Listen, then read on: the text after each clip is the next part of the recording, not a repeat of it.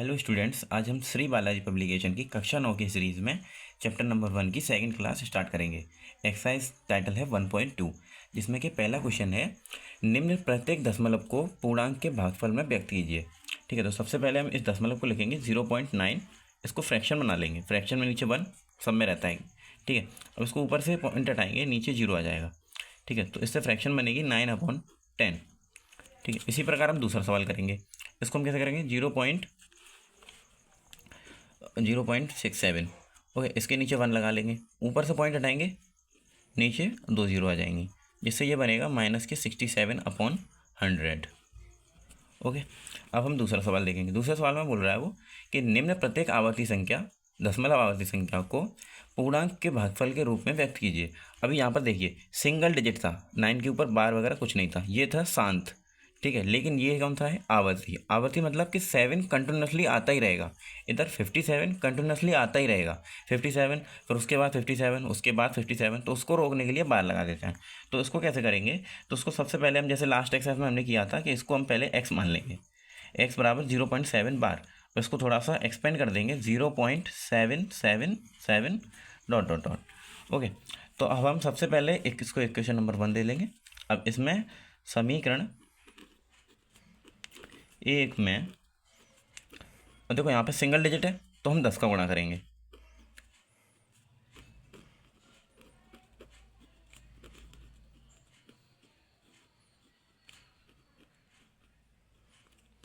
Okay, तो 10 का multiply करेंगे तो ये आएगा 10x, और इधर 7 एक आगे आ जाएगा, बाकी का सब पीछे। Equation number 2। अब देखिए कि पॉइंट के बाद 777, पॉइंट के बाद 777, अगर मैं इसमें से इसको माइनस करूँगा तो पॉइंट के बाद की जितनी भी डिजिट्स हैं, इन्फिनाइट डिजिट, सब वो कट जाएंगी, केवल बचेगा 7। तो हम क्या करेंगे कि समीकरण 2 में से समीकरण 1 को घटाने पर, इसको जब हम घटाएंगे तो ये आएगा 10 - x 9x, और इधर इससे ये पूरा कैंसिल हो जाएगा, बचेगा 7। तो x बराबर हमारे पास आ जाएगा 7/9। ये हो गया। अब सेम इसी तरीके से इस वाले को करेंगे। इसको सबसे पहले फर्स्ट ऑफ ऑल होता है हमारा x बराबर 0.57 बार। अब देखिए, इसको पहले थोड़ा एक्सपेंड करेंगे, x बराबर 0.57 डॉट डॉट डॉट, इसी तरीके से चलते रहेंगे। अब इसमें अब देखो, इधर 2 डिजिट्स रिपीट हो रही हैं बार बार, तो हम क्या करेंगे कि 100 का मल्टीप्लाई करेंगे। इक्वेशन नंबर 1 मान लेंगे, समीकरण 1 में 100 का गुणा करने पर, जब इसमें 100 का मल्टीप्लाई कर देंगे तो ये आ जाएगा 100x इक्वल्स टू 57 आगे आ जाएगा, 57.57 dot dot dot, equation number 2। अब देखिए, पॉइंट के बाद 57, पॉइंट के बाद 57 कंटिन्यूसली चल रहा है, इधर भी कंटिन्यूसली चल रहा है। तो अगर इसमें से इसको माइनस करूँगा तो पॉइंट के बाद की सब डिजिट्स कट जाएंगी, केवल कितना बचेगा, 57।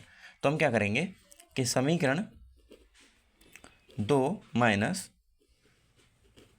समीकरण 1, अब देखिए इसको इसमें से घटाएंगे तो 100 में से x चला गया, कितना बचा, 99x। अब इधर कितना बचा, 57।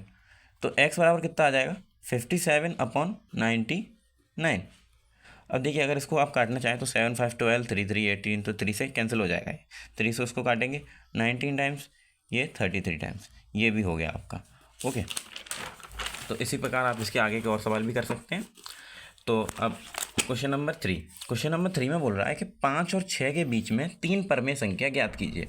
अब ये सवाल हम आपको 2 तरीके से करना बताऊंगा। सबसे पहले फर्स्ट रूल, फर्स्ट मेथड, ये जो हमारा 8th वाला बेस मेथड होता है, उसमें क्या करते हैं कि इसमें फॉर्मूला होता है कि 1/2 कोष्टक में first number plus last number. Okay, तो इधर हम कौन सी डिजिट निकालेंगे, फर्स्ट मिडिल। ठीक है, फर्स्ट मिडिल कैसे निकलेगी, इन दोनों को टोटल करेंगे, 11/2 कितना आ गया, 5.5। ओके, तो अब देखिए, अब दूसरे डिजिट में क्या करेंगे, 5.5 और 5 को ले लेंगे। तो अगर हम सेकंड निकालेंगे तो सेकंड में हम ऐसा करेंगे, 1.2 5 + 5.5, टोटल करेंगे 10.5, अपॉन 2 डिवाइड करेंगे 5.25। ठीक है, अब अगर हम थर्ड निकालेंगे,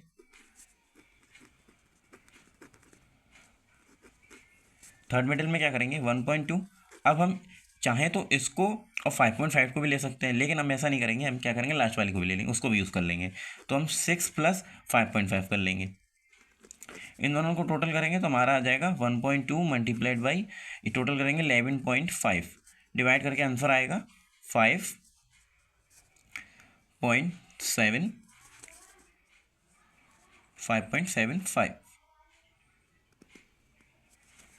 अप्रॉक्स इतना ही आएगा।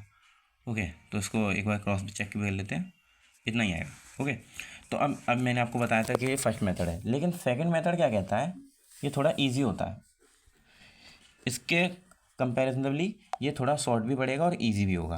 कैसे कि देखिए कि हम सबसे पहले क्या करेंगे, एक तरफ 5 लिख लेंगे, एक तरफ 6 लिख लेंगे, दोनों के नीचे बेस मान लेंगे 1। ओके, अब अगर मैं आपसे कहूँ कि दोनों में ऊपर नीचे 10 का मल्टीप्लाई कर दो, ठीक है, तो अगर हम 10 का मल्टीप्लाई करेंगे, ठीक है, ऊपर नीचे, तो 10 का मल्टीप्लाई करने से क्या होगा 50/10, 60/10। अब देखिए 50/10, 60/10 दोनों का बेस सेम है, तो अगर मैं बीच में एक मिडिल नंबर ले लूँ 51/10 और दूसरा ले लूँ 52/10 और तीसरा ले लूँ 54/10, तो इन सबसे क्या निकलेगा 5.1, 5.2 एंड 5.4। ठीक है, अगर हम डायरेक्ट भी देखते कि 5 और 6 के बीच में क्या आता है, 5.1 आता है, 5.2 आता है, 5.3 आता है, तो हम ऐसे करके इसको हम कैसे निकाल सकते हैं कि हमको बस ये देखना होता है कि हमको मिडिल में कितने नंबर चाहिए। अगर जैसे कि मानिए अगर इसमें 2 का मल्टीप्लाई कर देता मैं, तो 2 का मल्टीप्लाई करने से बनता ऊपर 10 नीचे 2, ऊपर 12 नीचे 2। देखो उनके बीच में फिर मिलते मेरे को बस 2 नंबर, जैसे कि केवल 11 मिलता, तो मेरे को एक ही मिल पाता, नहीं मेरे को चाहिए तो 3 थे, तो मैंने उसमें थोड़ा सा रेशियो नीचे से और बढ़ा दिया। हम इसको और भी बढ़ा सकते हैं, जितना बढ़ाते जाएंगे उतनी बड़ी हमको नंबर मिलते चले जाएंगे। तो ये सेकंड मेथड होता है, इससे आंसर आपका ये मिल गया आपको। ठीक है, अब इसमें तीसरे नंबर देखिए, तीसरा वाला सेम इसी के जैसा है। ये क्या बोल रहा है कि 0.5 और 0.6 के बीच में 3 परमेय संख्या ज्ञात कीजिए। अब देखिए अगर इस मेथड से करोगे तो बहुत लंबा पड़ेगा, लेकिन अगर इससे करोगे तो ये बहुत छोटा पड़ेगा। ठीक है, तो हम इसको क्या करेंगे 0.5 और 0.6। अब नंबर लाइन पे हमको पता है कि 0.5 और 0.6 के बीच में एमएम्स में क्या होता है 0.51, 0.52, 0.53। रुकिए एक सेकंड रुकिए, कि इसमें क्या हो गया कि हमने थोड़ा सवाल गलत उतार लिया। उसमें वो बोल रहा है कि अपरमेय संख्या ज्ञात कीजिए। क्या अपरमेय, तो अभी ये परमेय था, परमेय में देखिए सब पॉइंट फिक्स आ रहे हैं। 7.5 पे एंड हो गया सवाल, उससे आगे बढ़ेगा नहीं। ऐसे 2.5 पे एंड है, 5.1 एंडिंग पॉइंट है, 5.2 एंडिंग पॉइंट है। लेकिन इधर क्या होगा कि इधर हमको क्या करना होगा कि अपर में संख्या बतानी होंगी। अपर में मतलब क्या होता है कि अपर में मतलब से देखो 0.5। ठीक है, अब 0.5 में अगर अपर में बताना है तो एक काम करेंगे, एक पैटर्न फिक्स करना होता है हमको। क्या करना होता है पैटर्न फिक्स, जो एक्सपेंड करता रहेगा। जैसे कि अगर मैं 501, अब मैं दूसरा क्या लिखूंगा 001, 0001, अब मैं डॉट डॉट डॉट लगा दूंगा। इस डॉट डॉट डॉट का मतलब ही अपर में है कि संख्या एंड नहीं हो रही है, ये बताना है। तो ये फर्स्ट नंबर हो गया आपका। अगर सेकंड लिखना है तो सेकंड में पैटर्न को हल्का सा चेंज कर देंगे। जैसे अभी 01 लिखा, अब हम 0110 लिख देंगे। अब 1010010001 डॉट डॉट डॉट आगे बढ़ता रहेगा। अगर हम थर्ड नंबर निकालेंगे, अब देखो थर्ड में हमने 1 तो ले लिया, अब हम चाहे तो 2 को ले सकते हैं। तो हम कैसे करेंगे कि 0.502, अब 002, 0002 ऐसे चलते रहेंगे जब तक हम नंबर पे एंडिंग पॉइंट नहीं लगा देते। वो जब तक अपर में होता है। अगर हम उस पर एंड लगा दें, प्रॉपर एंडिंग करते तो वो अपर में हो जाता है।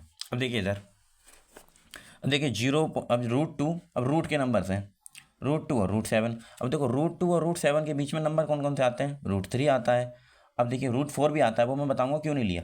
ठीक है, √5 भी आता है और √6 भी आता है। देखिए अगर मैं √4 ले लेता तो √4 कितना आता है आंसर निकल के 2, लेकिन 2 का तो एंडिंग पॉइंट है, तो ये तो गलत हो जाएगा, तो उसको हम नहीं लेंगे। अपर में संख्या कौन सी हुई फिर √5, √3 और √6।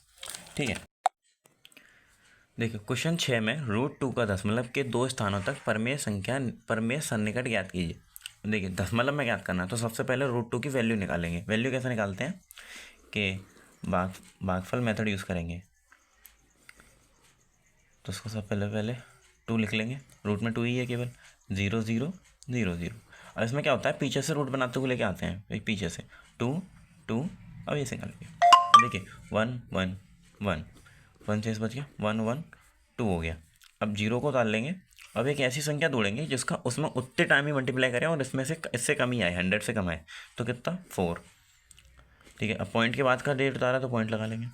अब इधर इसको करेंगे तो ये आ जाएगा 96, घटाएंगे आंसर आएगा 4। अब एक और 0 0 हम उनको भी उतार लेंगे। अब देखिए 4 का किया था, 4 यहाँ पे ऐड होगा, अब 4 ऐड होगा तो कितना आ जाएगा 28। अब एक ऐसी संख्या ढूंढेंगे कि जिसका उतने टाइम मल्टीप्लाई करें 400 से कम आए, तो 1 लिख दिया, 1 281। अब इसको अगर माइनस करेंगे तो ये आ जाएगा 291। अब देखिए 1 और 1 219, इसको करेंगे तो ये आ जाएगा 219। अब इसको ऐड करेंगे 282। अब देखिए 282, अब यहाँ पे हम इतने पॉइंट्स पे ही छोड़ देंगे, कितने तो करना चाहे तो अभी और आगे भी कर सकते हैं। ये कितने टाइम था, 1 टाइम यहाँ पे हो गया, इसको एक बार और कर लेंगे, 4 टाइम्स कर लेंगे, 0 0 आ जाएगा, 4 टाइम भी जाएगा ये। ठीक है, तो इसको 0 0 आ जाएगा, 4 टाइम्स को करेंगे, 4 4 16 की 6, 1 लेके आई गई, 9 8 इज 9, 1 4 8 2 30, अब 4 1 1। ओके, इसको इतने करेंगे सब्ट्रैक्ट हो जाएगा, तो इसको अगर इधर लिखेंगे तो ये आ जाएगा 414। तो इसकी वैल्यू कितनी आई कि 1.414। अब उसने बोला है कि दशमलव के 2 स्थानों तक, तो हम एक इससे छोटा एक इससे बड़ा निकाल लेंगे। कैसे निकालेंगे, देखो 414 है, इसको अगर मैं 314 कर दूँ तो एक तो वो हो जाएगा, और अगर इससे बड़ा निकालना है तो 1.514 कर दूंगा। ठीक है, समझ में आ गया। इसको ऐसे निकालेंगे, ये दोनों इसके सन्निकट हो गए, एक छोटा एक इससे बड़ा। ठीक है, तो अब दूसरे में कि जांच कीजिए, क्वेश्चन नंबर 7 में जांच कीजिए कि निम्नलिखित संख्याएं परमेय हैं या अपरमेय हैं। ठीक है, तो अगर इसको चेक करना है तो पहले सॉल्व करना पड़ेगा शॉर्ट फॉर्म में। तो उसको अगर हम सॉल्व करेंगे तो ये देखिए फॉर्मूला देखिए कि a माइनस बी और ये बन रहा है a प्लस बी। अब ये हमने फॉर्मूला पढ़ा है कि a square minus B square equals to a minus B and a plus B. तो इस हिसाब से इन दोनों का क्या बनना चाहिए था, ए स्क्वायर माइनस बी स्क्वायर। तो ए इसमें कितना है 2, तो 2 का स्क्वायर माइनस √2 का स्क्वायर। इसको जब हम सॉल्व करेंगे तो ये आ जाएगा 4 माइनस 2, आंसर आ गया 2। अब 2 एक सिंगल डिजिट है कि इसमें कोई एक्सपेंड लग रहा है, डॉट डॉट डॉट लग रहा है पीछे, नहीं लग रहा है कि 2 बढ़ता चला जा रहा है, नहीं बढ़ रहा, 2 फिक्स है। ये वास्तविक संख्या है। वास्तविक संख्या कैसी होती है, परमेय संख्या होती है। कैसी संख्या, परमेय संख्या। तो ये कैसी हो गई, परमेय। अब इसमें देखिए, इसको हम सॉल्व तो कर नहीं पाएंगे क्योंकि देखिए कोई कुछ दिख नहीं रहा, लेकिन हम तो एक तरीका है कि हम उसका कर सकते हैं कि इसको पहले सवाल को उतार लेंगे, सवाल में हम करेंगे नहीं करेक्शंस, 3 से उसको कैंसिल कर देते हैं, 2 टाइम्स चला गया। अब बचा हमारे पास 2/√2। अब √2 से 2 कट जाएगा, कितने टाइम्स, 2 टाइम्स। देखिए √2, अभी हमने यहाँ पर देखा था कि √2 एक कैसी संख्या है, अपर में। कैसी, अपर में। तो √2 कैसी हो गई फिर, अपर में, अपरिमेय। ठीक है, अब हम देखेंगे प्रूफ वाले सवाल जिनमें हमको प्रूफ करना होगा कि संख्या अपर में है, ये हमको उसको शो ऑफ करके दिखाना होगा। तो हम कैसे दिखाएंगे कि जैसे देखिए इसमें बोला है कि कार्ड सहित बताइए कि किसी संख्या p के लिए 3 + √p एक अपर में संख्या है जहाँ p एक अभाज्य संख्या है। ठीक है, तो सबसे पहले हम इसको लिख लेंगे कि 3 + √p। अब हम क्या करेंगे कि जब हमसे ये बोलेगा कि ये परमेय संख्या है या अपरमेय संख्या है तो हम उसको अपोजिट तरीके से करेंगे। ठीक है, तो अगर ये बोलेगा कि ये परमेय परमेय है, अपरमेय पूछ रहा है, तो हमको क्या मान लेंगे, इसको परमेय मान लेंगे। तो m/n। ठीक है, अब m/n फ्रैक्शन में होते हैं ये परमेय संख्या जितनी भी होती हैं, तो इसमें हम क्या मान लेंगे, और जो m/n होते हैं मतलब कि m और n दोनों ही कैसे होते हैं, एक अभाज्य संख्याएँ होती हैं। कैसी संख्या, अभाज्य संख्याएँ, क्योंकि अभाज्य संख्याएँ एक दूसरे से भी नहीं कटती हैं और परमेय संख्या हमेशा एक फ्रैक्शन में रहती है। ठीक है,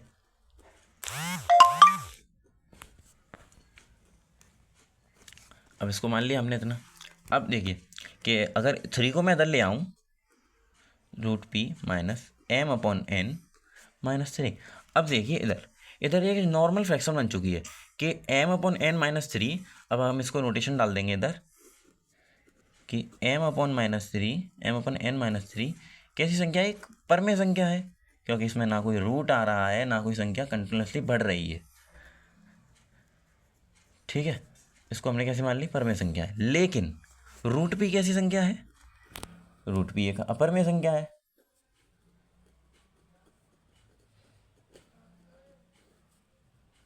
तो इस हिसाब से जब हमने जो शुरू में जो अजम्पशन मानी है कि 3 + √p एक परमेय संख्या है, वो गलत हो गई यहाँ पर आकर, क्योंकि अगर ये परमेय होती तो जो दोनों तरफ कैसी संख्या आनी चाहिए थी, परमेय संख्या आनी चाहिए थी, लेकिन ये नहीं आई। तो हम यहाँ पे एक नोटेशन डाल देंगे। रिटर्न में हमें ऐसा है कि ये वाले सवाल होते हैं ना, इनमें आपको थ्योरी के नंबर मिलते हैं, तो आपको जितनी भी चीज़ें होंगी वो सब नोटेशन में डालनी होंगी। तो उसको आप क्या लिखेंगे कि हमारी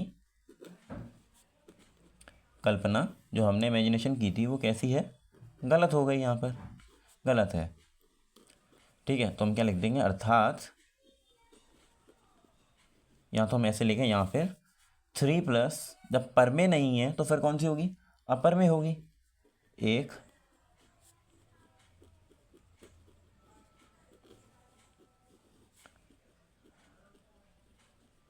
अपरिमेय संख्या है। ठीक है, तो हम दूसरा सवाल देखेंगे। अब दूसरे सवाल में क्या बोल रहा है कि √3 - 2 एक अपरिमेय संख्या है, सेम इसी के जैसा। तो सबसे पहले नोटेशन क्या होती है कि जब वो पर में बोलता है तो हम उसको क्या मान लेते हैं, अपर में मान लेते हैं, और अगर अपर में बोलता है तो हम उसको क्या मान लेते हैं, पर में मान लेते हैं। तो हम क्या मानेंगे कि √3 - √2 कैसी संख्या है, एक परमेय संख्या है। परमेय संख्या, आप देखिए इधर नोटेशन में आया था पी आ चुका था, लेकिन जो परमेय संख्या की नोटेशन होती है उसकी नोटेशन होती है P/Q। क्या होती है, P/Q। अब इसी तरीके से जहाँ पर जैसे हमने m और n का भाज्य संख्या है, सेम इधर लिख देंगे, P और Q एक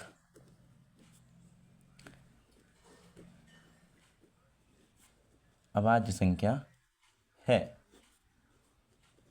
अब यहाँ पर एक और नोटेशन डालनी होगी कि देखिए Q 0 नहीं होना चाहिए। Q अगर 0 हो गया तो ये संख्या कैसी हो जाएगी, इन्फिनिटी। कैसी हो जाएगी, इन्फिनिटी। तो Q ≠ 0।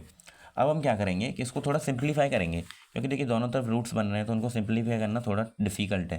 तो हम क्या करेंगे कि दोनों तरफ स्क्वायर कर देंगे।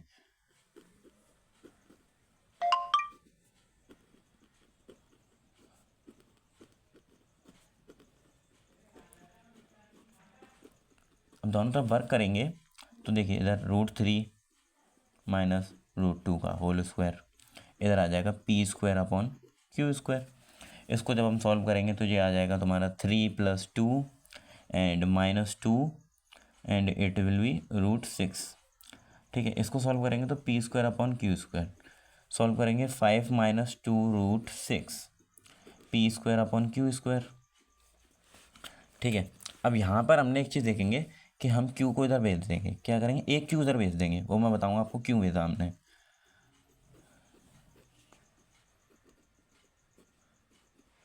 ठीक है, बच गया ये।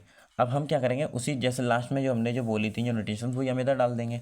क्या डालेंगे कि इसको हम थोड़ा ब्रैकेट में डालेंगे, है ना। ब्रैकेट में कैसे डालेंगे कि Q कोष्ठक में 5 - 2 √6 कैसी संख्या है, एक अपरमेय संख्या है। कैसी संख्या है, अपरमेय संख्या है।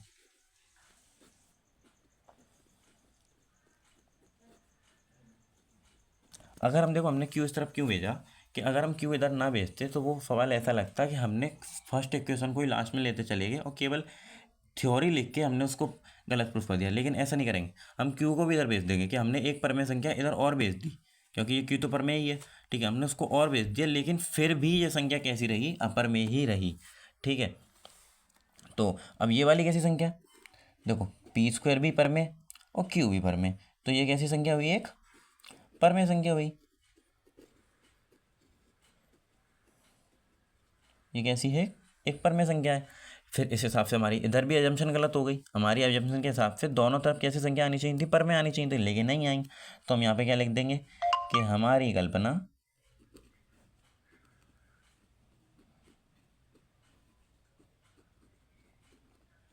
गलत है।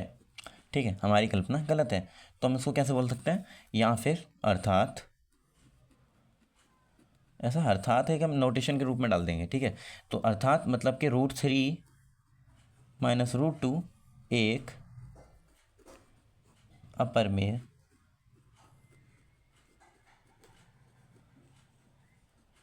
संख्या है। सवाल वाले ने हमसे पूछा कि √3 - √2 एक अपरमेय संख्या है, लेकिन हमने उसको क्या बना दिया, पहले परमेय माना, जिससे कि अगर वो लास्ट में परमेय प्रूफ ना हो पाई तो फिर वो कैसी होगी, अपरमेय ही होगी। समझ में आया? ठीक है, अब हम दूसरा क्वेश्चन स्टार्ट करेंगे। दूसरा क्वेश्चन क्या कहता है, सेम इसी तरीके का है लेकिन इसमें थोड़ा सा पैटर्न चेंज है। क्या बोल रहा है कि सिद्ध कीजिए कि 7 एक परमेय संख्या का घन नहीं है। 7 एक घन है, ठीक है। तो हम क्या मान लेंगे, इसका क्यूब रूट ले लेंगे। क्या ले लेंगे, क्यूब रूट। कि इसने बोला है परमेय संख्या घन नहीं है, तो हम क्या मानेंगे कि एक परमेय संख्या का ही घन है।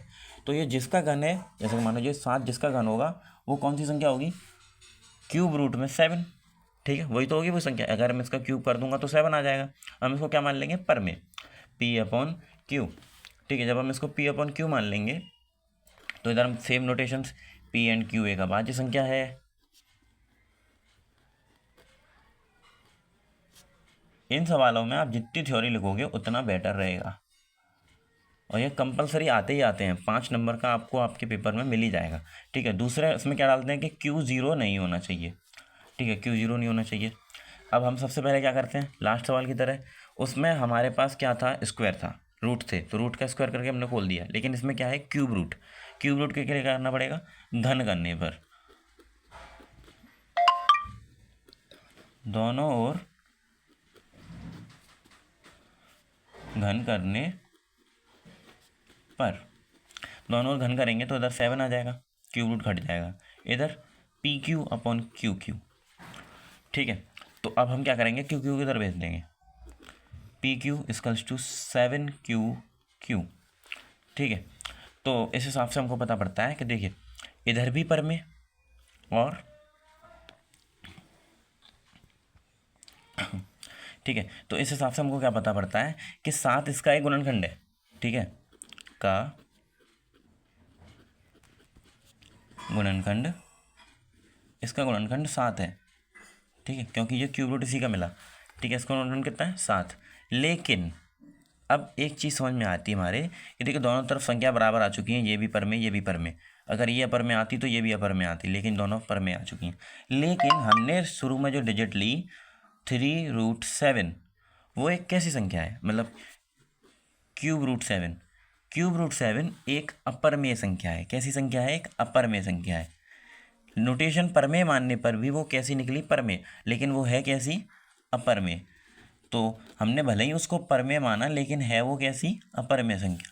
तो √3/√7 एक अपरमेय संख्या है। इस हिसाब से इस सवाल वाले ने बोला कि 7 एक परमेय संख्या का घन नहीं है। बिल्कुल सही बात होगी कि परमेय संख्या का घन नहीं है, ये कैसी संख्या का घन है, एक अपरमेय संख्या का घन है। Thank you.